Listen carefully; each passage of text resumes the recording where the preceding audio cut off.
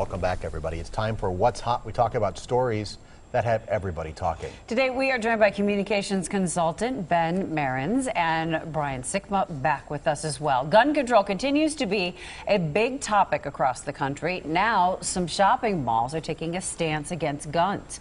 A gun control activist in Indianapolis is pressuring businesses, especially national chains, to ban guns. Thoughts on this? Have at it, boys.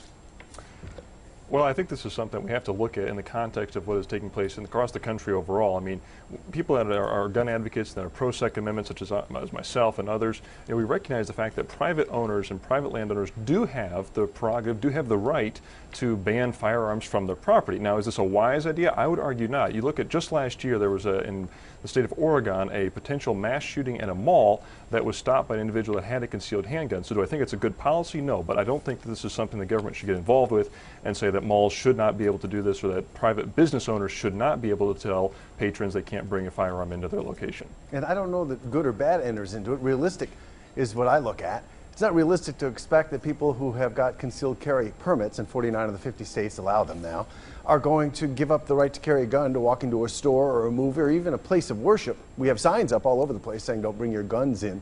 I'm just not sure they're very effective, and I don't think we want to do pat-downs to get you to come into Walmart or your temple or church. What I would say would be ineffective is if you're trying to stop gun violence, the people packing that don't have the permit and want to do harm, they don't care about your sign, they don't care about your policy.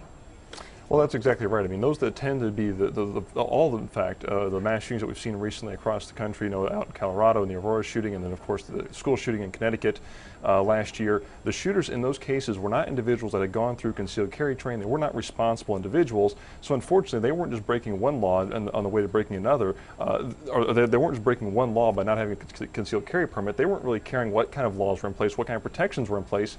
They were bent on committing a much more heinous crime.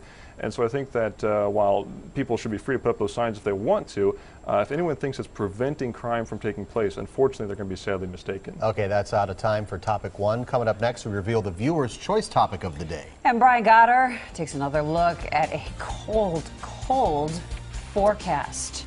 Looks pretty, though, with the sun setting this afternoon. Back after this.